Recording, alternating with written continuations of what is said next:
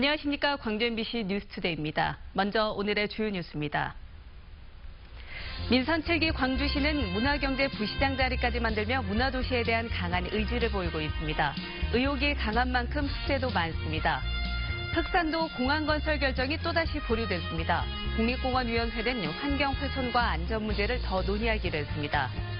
전교조 합법화를 주장하고 있는 해직교사가 길거리 수업에 나섰습니다. 한여름 땡볕도 학생들과 함께 입고 싶은 열망을 꺾지 못했습니다. 폭염의 기세가 꺾이지 않는 가운데 주말인 오늘은 더 덥겠습니다. 민선 7기 광주시의 가장 두드러지는 변화는 문화를 행정의 전면에 내세운 점입니다. 문화경제 부시장을 새로 도입해 광주를 명실상부한 문화도시로 키운다는 포부인데요. 민선 7기가 가지고 있는 광주의 문화 로드맵은 어떤 모습일까요? 김인정 기자입니다. 민선 7기 들어 처음으로 청와대 정무수석과 만난 광주시는 국립아시아문화전당 활성화를 위한 정부의 관심을 요청했습니다. 문화경제 부시장 직책까지 만들며 문화의 방점을 찍은 광주시의 고민은 역시나 아시아문화전당입니다. 지금껏 아시아 문화중심 도시를 꿈꿔왔지만 핵심 인프라인 7천억 원짜리 문화전당이 지난 3년간 아시아 문화연구와 창작이라는 기능을 거의 수행하지 못하고 있기 때문입니다. 광주 전체를 대상으로 한 문화도시 조성 사업 역시 한 걸음도 나가지 못하고 있습니다. 아시아 문화전당은 한마디로 얘기하면 실패작입니다. 광주가 아시아 문화 수도라고 상징적으로 얘기하는 데가 아시아 문화전당인데 광주시는 지금까지 정부에만 미뤄왔던 문화전당 활성화에 앞으로 적극적으로 개입한다는 의지를 보이고 있습니다. 또 광주에 온 관광객들의 동선을 고려해 문화전당을 중심으로 문화시설을 즐기다 갈 수 있도록 하는 구상도 세웠습니다. 다시 추진되고 있는 국립현대미술관 본관 유치 여부, 20년 된 비엔날레 건물을 어디에 새로 지을지 역시 이런 고민의 연장선상입니다. 예술을 향유하고자 하는 관광객들의 어떤 취향이나 이런 것들을 고려한 예술 인프라의 배치 이런 것들까지 좀 함께 생각해 보려고 합니다. 광주를 대표할 브랜드 공연도 다시 추진할 계획입니다. 이용섭 시장은 광주에 가면 꼭 봐야 하는 명물 상설 공연을 만들겠다며 다음 달까지 작품과 공연 장소를 결정하도록 했습니다. 다만 5억 원을 쓰고도 단기간에 막을 내린 자스민 광주 등 몇 차례 실패 사례를 볼 때 이 시장이 강조하는 속도 행정이 문화에는 독이 될 수도 있다는 우려도 나옵니다. MBC 뉴스 김인정입니다. 한병도 정무수석이 광주시 등 호남 광역단체와 지역의회를 찾아서 지역 현안을 들었습니다. 한 정무수석은 나소열 자치분권 비서관과 함께 이용석 광주시장을 만나 세계 수영선수권대회 지원과 광주 군공항 이전, 그리고 아시아문화전당 운영체계 효율화와 현대자 광주 투자에 관해 논의했습니다. 이 시장은 한 정무수석에게 내년 정무 예산에 지역 현안들이 반영되도록 해달라고 요청했습니다. 전교조 법외노조 철회 투쟁을 벌이고 있는 해직교사가 길거리 수업에 나섰습니다. 아이들과 함께 있고 싶은 열망과 자신의 교육 철학을 실현하기 위해 뜨거운 땡볕도 아랑곳하지 않았습니다. 송정근 기자입니다. 낮 최고 기온이 35도를 웃도는 폭염이 기승을 부리는 한낮. 햇볕만 겨우 가린 그늘막 아래에서 전교조 활동을 하다 해직된 정성원 교사가 과학 수업을 진행하고 있습니다. 속도는 얘가 빨랐어요. 빨리 도착했어요. 그러면은 빗면과 곡면 중 속력이 누가 빠르냐? 이것이 하나의 질문이고. 거리 수업에 모여든 학생들은 선생님이 만든 자료로 실험을 하며 과학의 원리를 배웁니다. 혼자 생각해보고 그리고 토론해보고 그리고 답을 찾아가는 그 과정이 되게 뜻깊었다고 생각을 해요. 지난 85년부터 교사 생활을 해온 정 씨는 교사 생활 32년째 되던 지난 2016년 3월 해직됐습니다. 박근혜 정부 시절 전교조가 법외노조라는 통보를 받은 뒤 교육부가 노조 전임자로 활동하던 정 씨에게 복직하라는 지침을 내렸지만 이를 따르지 않자 해직한 겁니다. 저희는 그것에 굴하지 않고 굴종의 그런 삶이 아닌 참교육의 길을 가기 위해서 전교조를 결성했는데 그 전교조가 현 박근혜 이명박 정권이 밑보였던 것 같습니다. 정 씨는 전교조 법외노조와 관련된 대법원의 판단이 박근혜 정부와의 거래였다는 정황이 드러난 이상 전교조를 이제 합법노조로 만들어야 한다고 주장합니다.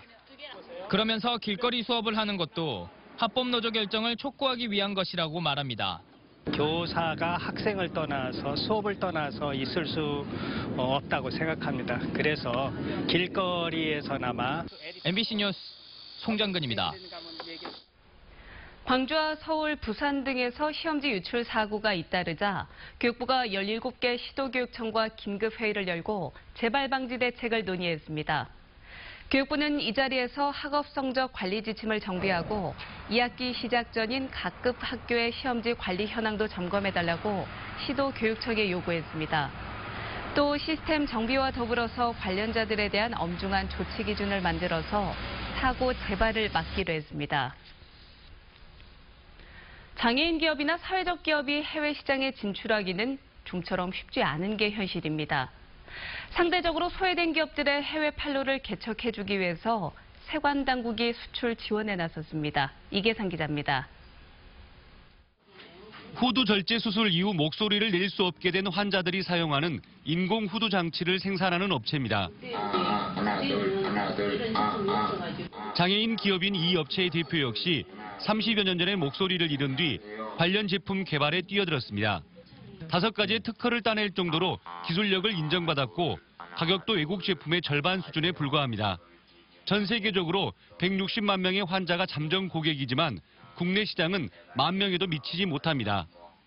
국제사회의 준수를 향하는 살아남기가 어렵다라는 판단하에 지속적으로 연구하고 장애인들이 모여 친환경 비누와 세제를 만드는 업체 역시 판로 개척이 가장 큰 어려움입니다.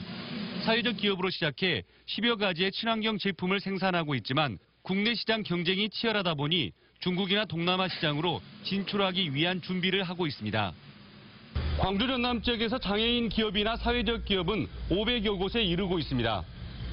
광주 본부 세관은 이 가운데 30개 안팎의 기업이 해외 진출을 할 수 있도록 적극적인 지원을 하고 있습니다. 원산지 증명서 발급과 수출 서류 간소화 등 수출 준비부터 FTA 활용에 이르기까지 기업별 맞춤형 서비스를 제공하는 것입니다. 그 업체가 중복해서 컨설팅 받을 필요도 없고 그다음에 필요한 부분들은 유관기관의 협조를 저희가 안내를 해서 받을 수 있도록 그렇게 지금 진행하고 있습니다. 유통망이 상대적으로 취약한 기업들이 제품 수출의 꿈을 이루어 도약의 발판을 마련할 수 있을지 주목됩니다. MBC 뉴스 이계상입니다. 지난달 광주 전남의 무역수지 흑자 폭이 작년 같은 기간에 비해서 감소한 것으로 나타났습니다.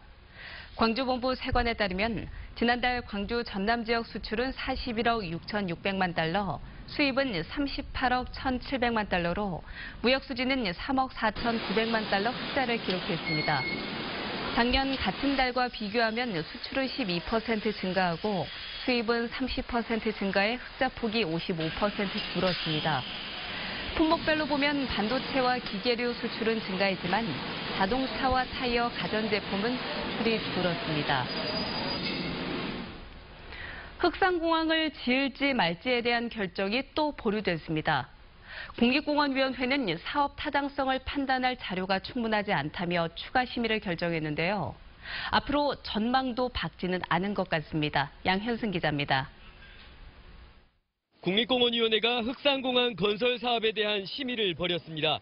2016년 11월 자료 재보완을 요구하며 보류시킨 지 20개월 만입니다. 오후 2시부터 4시 반 동안 회의가 이어졌지만 끝내 결론을 내지 못했습니다. 사업 타당성 판단에 필요한 자료가 충분히 제시되지 않은 점, 분야별 쟁점에 대한 추가적인 기술적 검토의 필요성을 감안하여 그러면서도 사업자 측의 추가적인 자료 보완을 요구하지는 않을 것이며 현재 제출된 계획만 논의를 이어가겠다고 덧붙였습니다. 국가사업 확정 당시 경제성 검토의 근거가 됐던 개항 첫 해 60만 명의 관광객, 그 근거를 위해 15분마다 이착륙해야 하는 항공기 운항 빈도의 현실성, 그리고 철새 대체 서식지의 성과 등은 추가적인 검토가 필요하다는 입장인데 모두 단시간에 결론 내기 어려운 문제들입니다. 이 사업자가 이제 보완된 자료를 제출하긴 했지만 그 자료가 과연 정확한 것인지에 대해서 우리 국립공원 위원들께서 많은 질문을 던졌고 국립공원위원회는 오는 9월 다시 심의를 열기로 했지만 그 자리에서 결론을 낼 수 있을지에 대해서는 미온적이어서 흑산공항은 또다시 안개 속에 빠졌습니다. MBC 뉴스 양현승입니다.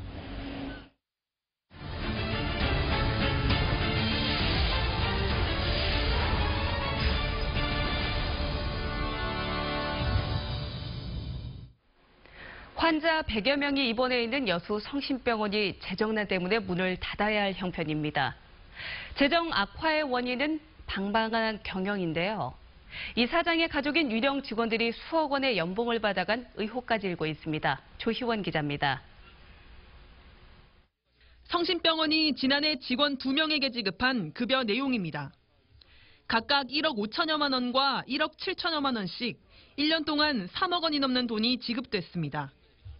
이처럼 억대의 연봉을 타간 직원은 현 성심병원 이사장의 어머니인 이모 씨와 누나 박모 씨. 이들은 각각 2014년과 2016년에 병원에 입사한 것으로 기록돼 있습니다. 하지만 이사장의 가족은 유령 직원이었습니다. 본 적도 없고 주변 사람들도 실질적으로 본 사람이 없습니다. 출근을 하지 않는데도 기본급여는 물론 연장근로수당과 성과급, 중식비 등 다양한 명목으로 매달 수천만 원의 급여가 지급됐습니다. 심지어 개인 재산세나 증여세도 병원 재정으로 납부하며 병원 수입을 가족의 쌈짓돈처럼 사용했다는 의혹도 불거졌습니다. 직원 임금이 체납되고 재정 여건이 급격하게 악화하기 시작한 올해 초에도 이사장 가족 명의의 통장에는 수천만 원이 입금됐습니다. 병원 사정을 잘 아는 관계자는 전 이사장의 아들인 현 이사장이 경영을 맡게 된 2014년부터 이 같은 일이 불거졌다고 밝혔습니다. 병원인데 업체 대금도 제대로 주지는 못하고 있는 상황인데 경영진들 그러니까 이사장 가족들 실제로 나오지도 않는 분들 그 급여까지 계산한다는 건 조금 불합리하다. 그래서 좀 다운시키라 했는데 그때 트러블은 좀 있었다고는 알고 있어요. 지난주까지만 해도 휴업은 결정된 사안이 아니라고 했던 성심병원은 최근 직원들에게 재정 악화로 인해 다음 주부터 6개월 동안 휴업에 들어갈 예정이라고 공지한 것으로 알려졌습니다. 이 병원에 입원해 있던 환자들만 100여 명. 30년 넘게 운영되던 지역의 종합병원이 방만한 경영 의혹 속에 갑작스럽게 문을 닫으면서 피해는 고스란히 환자들의 몫이 됐습니다. MBC 뉴스 조희원입니다. 불법 유심을 이용해서 스팸 문자를 대량으로 발송한 일당이 경찰에 붙잡혔습니다. 전남지방경찰청은 지난해 11월부터 석 달 동안 인터넷을 통해서 모집한 가입자들의 명의로 200여 개 유심을 발급받아 불법 도박 사이트 등 스팸 문자 44만여 건을 발송한 혐의로 46살 A씨를 구속하는 등 모두 7명을 수사하고 있습니다. 경찰은 스팸 문자가 증가하고 있다는 유관기관의 신고를 받고 수사에 나섰다며 불법 광고와 대포폰에 대해서 단속을 강화할 계획입니다. 어제 오후 6시쯤 광주시 북구 용전동의 한 미국 처리장에서 49살 황모 씨가 쓰러져 숨져 있는 것을 미국 처리장 주인이 발견해 경찰에 신고했습니다. 황 씨 몸에는 외상 흔적이 없었으며 누워있는 상태로 발견됐습니다. 경찰은 만취한 황 씨가 그늘이 없는 미국 처리장 창고에서 잠을 자다 일사병으로 숨진 게 아닌가 보고 정확한 경위를 조사하고 있습니다. 제5회 정일성 동요제 광주 살레시오 초등학교 합창단이 최고상을 수상했습니다. 광주와 전남 10개 초등학교 팀이 참가한 정일성 동요제에서 살레시오 초등학교 합창단이 최고상인 정일성상을 받았고 계림 초등학교 합창단이 주 광주 중국 총영사 특별상을 수상했습니다. 살레시오 초등학교 합창단은 다음 달 중국 상하이와 닝부에서 열리는 한중 어린이 교류 행사에 친선대사로 참여합니다. 실험 영화와 미디어 아트를 볼 수 있는 ACC 시네마테크가 국립아시아 문화전당에 문을 열었습니다. ACC 시네마테크는 개관식과 함께 기념 공연을 진행했고 다음 달 5일까지 실험 영화 상영과 국제 포럼 등 다양한 개관 프로그램을 진행할 예정입니다. ACC 시네마테크는 전 세계의 실험 영화와 미디어 아트 작품을 수집 연구하는 것은 물론 제작하고 유통할 수 있는 시스템을 갖추고 있습니다. 요즘 정말 진이 쭉 빠져버릴 정도의 무더운 날씨가 계속되고 있습니다. 광주와 전남 지역에 내려졌던 폭염주의보는 대부분 폭염경보로 확대 및 강화됐습니다. 오늘도 광주의 한낮 기온이 무려 37도까지 오르면서 올여름 최고 기온을 경신하겠고요.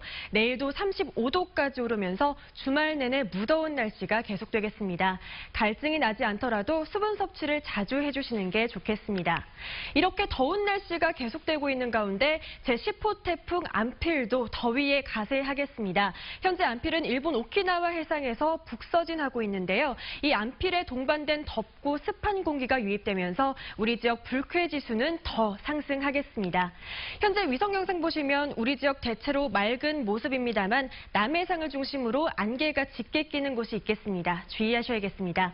자세한 지역별 날씨입니다. 현재 광주의 기온이 26.7도로 아침인데도 불구하고 높은 기온 보이고 있습니다. 낮 기온은 광주가 37도까지 오르겠고요. 나주와 화순도 37도까지 오르면서 덥겠습니다. 무안이 34도, 영암과 강진, 장흥도 35도까지 오르면서 오늘도 높은 기온 분포를 보이겠고요.